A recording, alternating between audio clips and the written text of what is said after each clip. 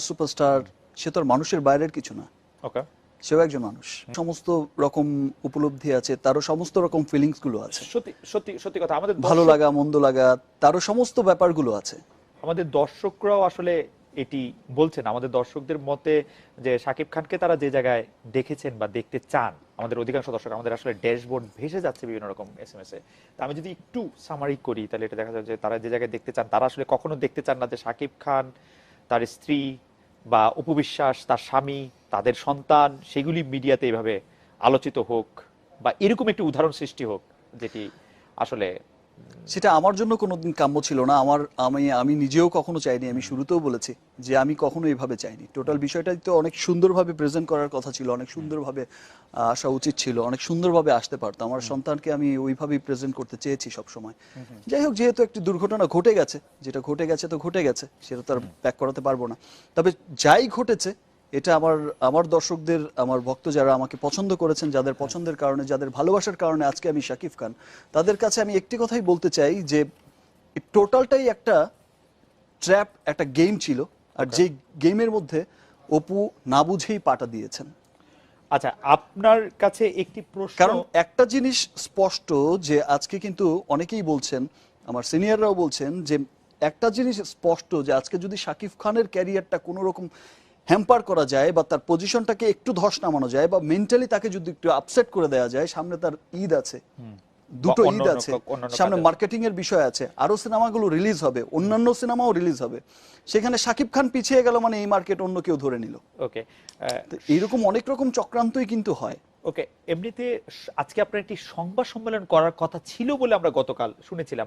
আপনি কি একটি সংবাদ সম্মেলনের কথা ভাবছিলেন? আজকে কি সকালবেলা এটি বাতিল করলেন? এটাও একটা অপপ্রচার, এবং এই অপপ্রচারটাও কিন্তু করেছে হচ্ছে যারা পুরো গেমটা সাজিয়েছে। যে তারা বলেছে যে শাকিব খান একটি সংবাদ সম্মেলন এবং করবেন, এটি পাল্টাপাল্টি। এবং সেই গেমটাই এমন ছিল যে শাকিব খান একটা সংবাদ সম্মেলন ডাকছে, তার অপোজিটে অপু বিশ্বাসকেও একটা সংবাদ সম্মেলন ডাকতে হবে, তাকে বলেছে। ইনফ্যাক্ট তার বাসায়ও আমি দেখেছি যে অনেক সংবাদ সম্মেলনও হয়েছে, সমস্ত সাংবাদিকদের সমন্বয়ে সে কথা বলেই যাচ্ছে বলেই যাচ্ছে বলেই যাচ্ছে। ওয়ারেজ আজকে সকালে কিন্তু আমি এত সুন্দরভাবে বিষয়টা হ্যান্ডেল করার চেষ্টা করেছি। তারপর ওই যে তাকে টেমপ্লেট করা হয়েছে, আবারও তাকে টেমপ্লেট করা হয়েছে যে তার 12টার সময় সংবাদ সম্মেলন, ওয়ারেজ আমি নিজেই জানি না সংবাদ সম্মেলন। আচ্ছা, কিন্তু একটি একাধিক পত্র পত্রিকায় দিচ্ছে, লেখা হয়েছে আপনাকে উদ্ধৃত করে যে আজকে আপনি একটি সংবাদ সম্মেলন করবেন। একটা পত্রিকা বা একটা কেউ কিন্তু বলতে পারে। যতজনই আমাকে ফোন করেছে আমি বলেছি কোত্থেকে পেলেন, কে আচ্ছা। বলেছে, আমি বলেছি না, আমার কোনো লোক বলেছে। Interesting. প্রত্যেকটা টিভি চ্যানেল, প্রত্যেকটা প্রেস, যারাই আমাকে ফোন করেছে, কানেক্ট করেছে, প্রত্যেককে আমি প্রশ্ন করেছি যে সংবাদ সম্মেলন আমি ডাকবো, ওয়ারেজ আমি জানি না, আমি বলেছি না আমার লোক বলেছে। সো এটা কে বলেছে ভাই, আমরা শুনেছি। তো একজনের কাছ থেকে দুজন, এই বিষয়টা কিন্তু ছড়ানো হয়েছে। কারণ আরেকটা সংবাদ সম্মেলন অপুকে দিয়ে করিয়ে, তাকে দিয়ে হয়তো বা ওই রকম ভাবে অনেকগুলো কথা বের করা, ওই এরকম তাকে টেমপ্লেট করা, আরো ঘটনাটাকে আরো কি বলে মশলা দিয়ে সেটাকে আরো প্রেজেন্ট করা, চটপটে করা, মশলাদার করা। তো এটাই ছিল। আচ্ছা, আরো দুটি বিষয় একটু জানতে চাই, একটু পুরনো কথা। যে আমরা শুনেছি যে যখন আপনার ছেলে এই দুনিয়াতে আসলো তখন আপনি সবাইকে মিষ্টি খাইয়েছেন এফডিসি তে, এই ঘটনাটি কি রিউমার? মিষ্টি খাইয়েছি আমি।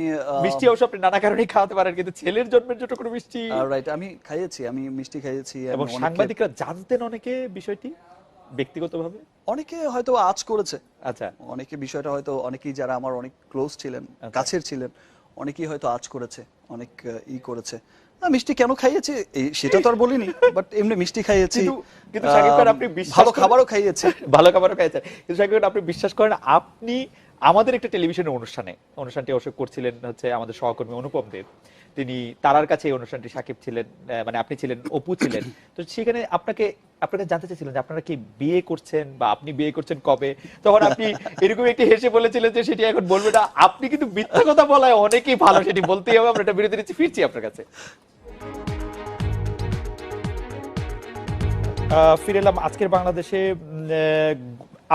আপনার কাছে ফিরে আসি শাকিব খান। আপনার ক্যারিয়ার আমাদের বাংলাদেশের চলচ্চিত্র জগতের জন্য খুব গুরুত্বপূর্ণ। আপনি বারবার বলছিলেন যে আপনার ক্যারিয়ারটি একটি বড় হুমকির মুখে পড়তে পারত।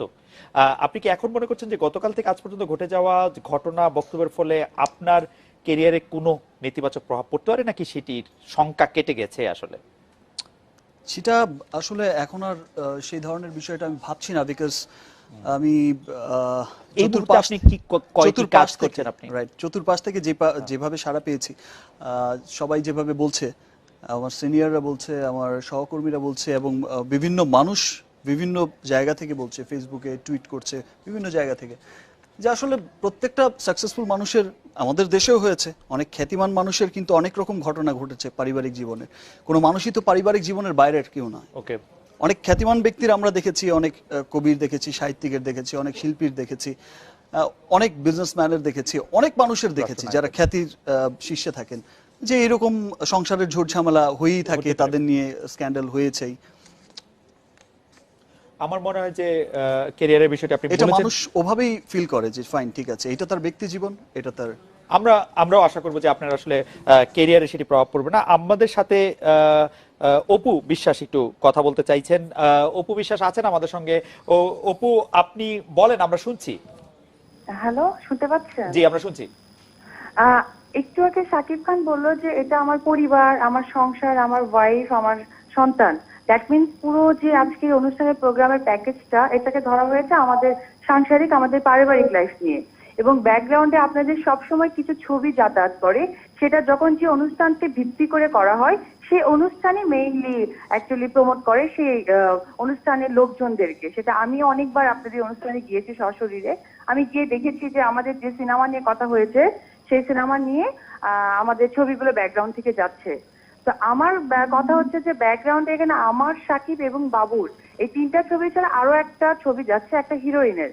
গতকালকে যখন আমাদের এই কথাগুলো হচ্ছে বা রিউমার হয়েছে, তখন তার ফেসবুক স্ট্যাটাসে আমাকে মানে ইয়ে করে প্রেশার দিয়ে যে কেন সে আগে বলেনি, কেন সে বাচ্চার কথা আনেনি, কেন এটা করেছে, একটা হিরোইনের ছবি, সে আমাকে প্রেশার ক্রিয়েট করেছে। তা আমি শাকিব খানের কাছে একটা কথা বলবো, অ্যাজ এ হাজবেন্ড, আমাকে একটা হিরোইন আমাদের ফ্যামিলি সংক্রান্ত প্রেশার ক্রিয়েট করেছে, সেই ব্যাপারটা কিন্তু অ্যান্সার করতে পারবে, যে টোটালি আমাদের। এখানে কিন্তু সংবাদ মাধ্যমদের সাথে আমরা হয়তো কথা বলতে পারি, কিন্তু কোনো ব্যক্তি মানুষ আমাকে প্রেশার ক্রিয়েট করে কথা বলবে, তাদের ফেসবুকে আবার দিবে, এটা কিন্তু আসলে কাম্য না।